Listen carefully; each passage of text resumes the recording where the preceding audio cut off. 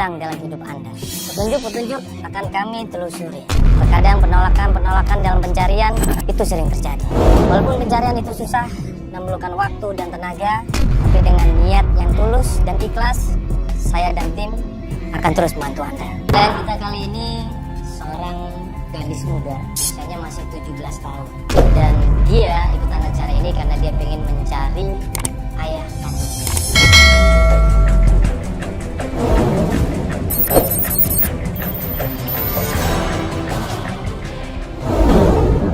Bapak, soalnya kan dia udah 3 tahun di Jakarta. Biasanya selalu kasih kabar, ya. Tapi akhir-akhir ini udah 3 bulan, dia nggak ada kabar. Nah, semenjak ibunya meninggal dunia, ayahnya ini kembali ke Jakarta. Dan itu nggak pernah nengokin Imas lagi.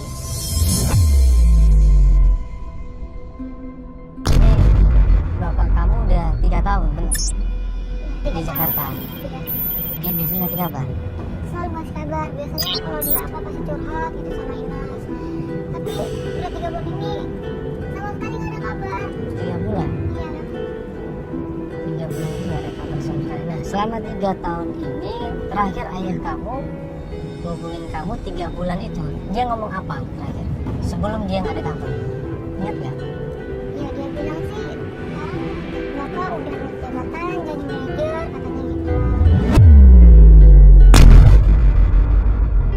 Bahkan 3 bulan terakhir ini Imas tidak pernah dibantu keuangannya. Masih SMA loh ini, baru lulus SMA. Belum bisa mencari keuangan sendiri, belum mandiri. Tapi ditinggal begitu saja.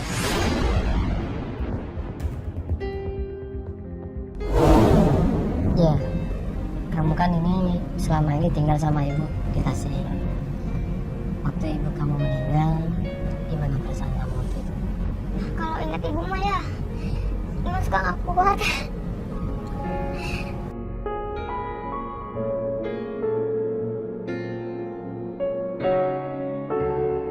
Imas kalau ditanya soal orang tua kangen, apalagi sekarang kan yang Imas punya cuma bapak sama nenek doang, tapi sedangkan bapak juga udah nggak bisa dikabarin lagi. Nggak kuat Imas kalau cerita kayak gitu. Apalagi kalau ingat ibu.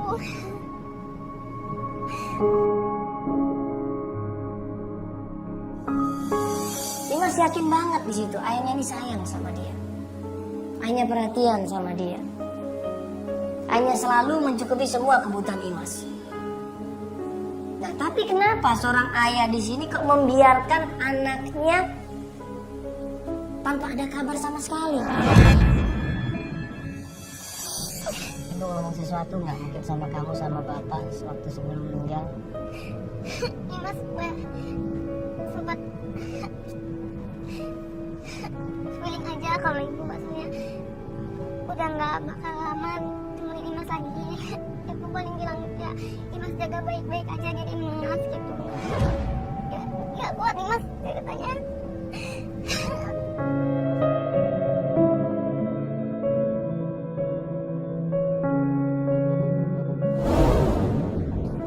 Nah, ini Imas udah nyari kemana aja. Semenjak bapak nggak ada kabar nih, Imas sudah tanya siapa saja. Ya tanya orang-orang terdekat, tapi kan taunya juga bapak cuma di Jakarta. Mereka juga kan nggak ada yang tinggal di Jakarta. Bapak kan dibawa sama Pak Murti. Buat kerjanya bapak Imas sudah di sana. Bapak kerja di pabrik kayu itu muka yang buat kursi dari kayu, meja gitu. Tempatnya di mana pernah cerita? Dia ada Bekasi. Ingat nggak apa nama perusahaannya? Namanya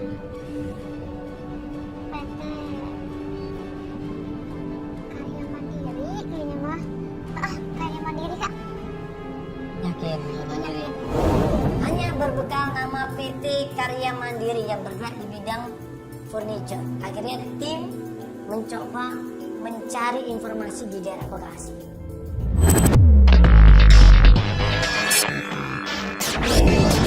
Ternyata benar, Ada PT Karya Mandiri yang sudah berdiri puluhan tahun yang lalu, bergerak di bidang furniture. Coba kita datang ke sana.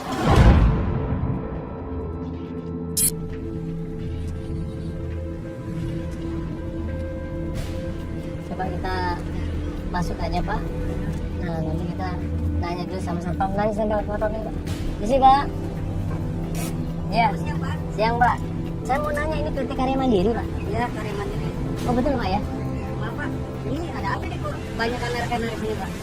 Oh enggak, ini syuting saya aja sih Pak. Iya. Bapak ya, peraturan dari kantor kan tidak ada boleh kamera yang harus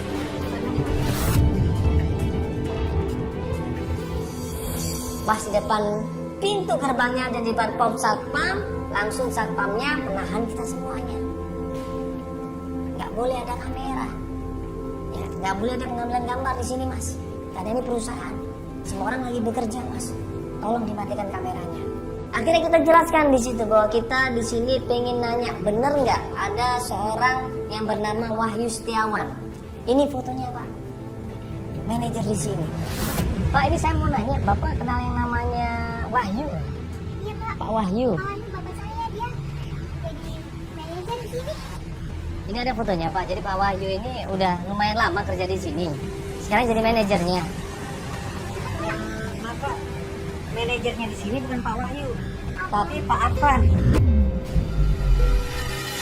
Maaf Pak, mungkin yang bertanggung jawab di sini siapa Pak? Ada supervisor. Supervisor. Mungkin bisa saya ketemu sama supervisornya Pak?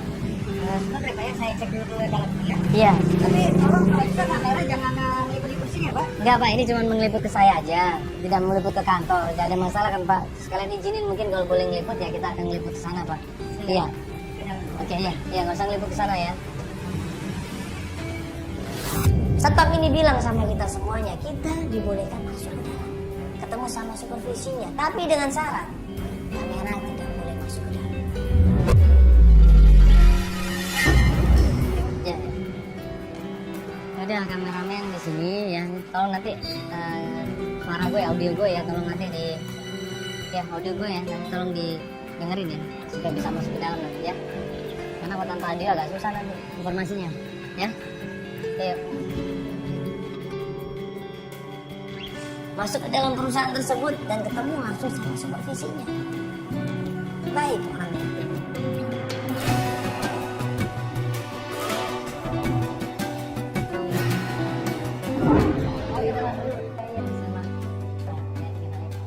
Jadi kita nggak boleh masuk. Jadi kita mau di sini aja. Gimana Mas? Nggak ada suara mandangan ini. Iya mati Mas. Gue harus tanggung jawab audio nih, soalnya mandangan tadi ngomong kayak gitu. Kalau Ya tapi kan nggak bisa masuk Mas. Kalau Mas masuk kan kita udah ketahuan. nggak ada gambar, nggak ada audio, mau mampus aja kita. Nggak dapat Mas, apa-apa. Mas, jangan Mas, nggak bisa masuk Mas. Mas, bentar dulu dong Mas. Mas, bentar dulu Mas. Kalau kayak informasinya nggak ada, nanti besar kalau politik. Aduh.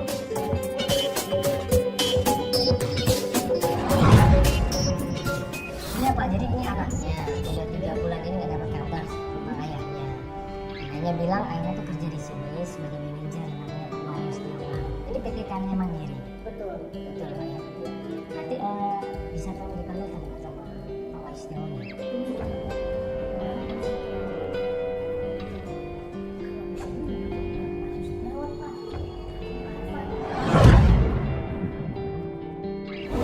Supervisi ini bilang tidak ada yang namanya Wahyu Setiawan di sini sebagai manajer. Imas dengan seyakin-yakinnya bilang ada Pak, ada. Bapak saya kerja di PT ini, di perusahaan ini namanya PT Karya Mandiri di daerah Bekasi, nggak mungkin salah. Saya kenal sama manajer di sini. Waduh, kalau dia kenal sama manajer di sini, nah terus siapa Wahyu Setiawan ini? Saya kenal dia bukan orang asing buat saya. Dia bukan manajer di sini. Dalam hati aku di situ aku berpikir loh, kenapa bapaknya ngaku-ngaku manajer?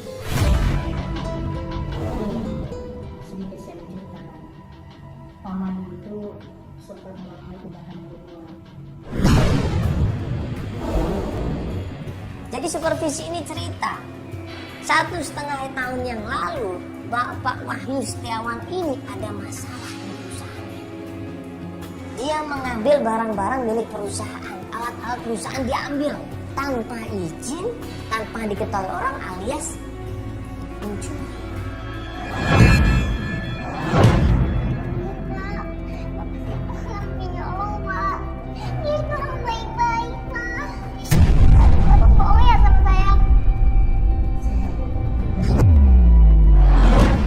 Ini kaget, dia nangis, dia nggak percaya sama sekali, dia sedih.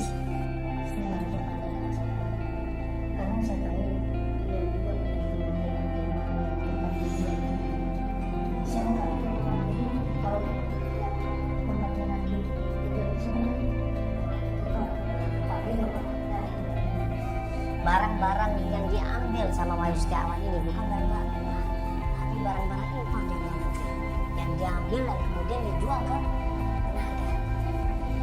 Sampai dia jelaskan semuanya siapa penadah, namanya Bang Beni di daerah Pasar Minggu sana.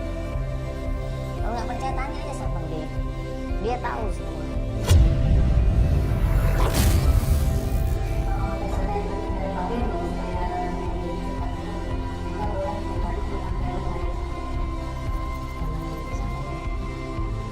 Mungkin nanti kita akan coba cari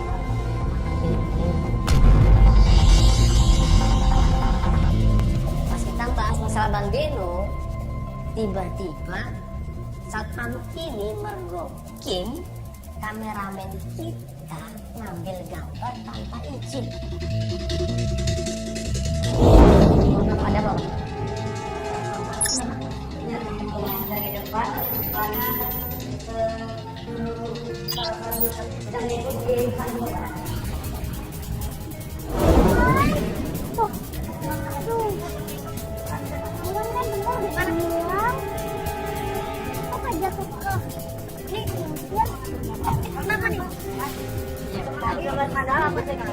Tadi saya udah pesan Mas, tidak boleh meliput gambar di perusahaan ini. Mandala ini apa nih Mas? Pak, mungkin tadi tanpa seizin saya tidak masuk ke dalam, tapi ngambil gambar saya aja Pak. Yang nggak bisa dong Pak, ini saya bisa tuntut loh Pak. Kameramen gue ngambil gambar tanpa izin. Kan kita udah sepakat jangan ngambil gambar. Pak, dengerin suaranya dia. Nggak bisa, ini. Ambil. Pak, sebentar. Ambil. Pak, Ini dengerin dulu. Kita di sini mengambil mandala, gambar mandala aja. Tapi saya tadi udah bilang tidak boleh ngambil gambar di sini Pak. ini udah melanggar suku mereka, melanggar aturan mereka. Gak bisa Mas, gambar nggak boleh diambil di sini. Saya cuma dengerin ngomong dulu. Saya cuma dengerin mandala ngomong apa. Bapak ini nggak ngomong saya kerja. Saya tanggal di sini Pak. Kamu kalau mau terus. Kita tidak ada sebenarnya. Itu Mas sudah jadi kebijakan di perusahaan kami. Ya silakan Pak. Ya sudah Pak ya, kita mohon maaf sebelumnya Pak ya. Ya kita mau pamit aja Pak. Ya sudah dikasih kan Pak. Yuk mobil yuk. Setelah tim mencoba ngecek ke daerah Pasar Minggu, tanya dari orang ke orang, coba untuk survei, coba untuk observasi di sana, benar nggak ada yang namanya Bang Beno pemilik barang-barang bekas daerah Pasar Minggu, dan ternyata ini kita nanya ke Solo ya. Hah? Sebelah sana. Sebelah sana. Apa Pak? Kenapa Bang? Lu siapa ini? Udah masuk dari izin terus mau kameranya? Itu jual lu pada pakai kamera apa-apaan ini kamera. Ini orang maunya apa tuh? Kita tuh baru datang, mobil kita baru datang, dan gua pun baru keluar dari mobil. Kamera baru aja standby. Udah langsung dimaki-maki di situ, diteriakin di situ. Kita nyolong. Gua kan nanya baik-baik.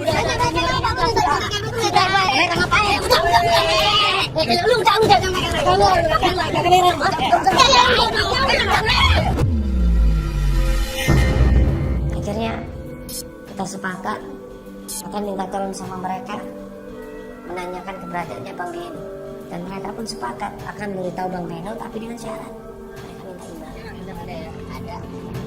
Sekarang lu buat catatan Terus kamera. Mari. Nah, kita gua ajak satu kameramen dengan bawa audio untuk ini Bang Beno.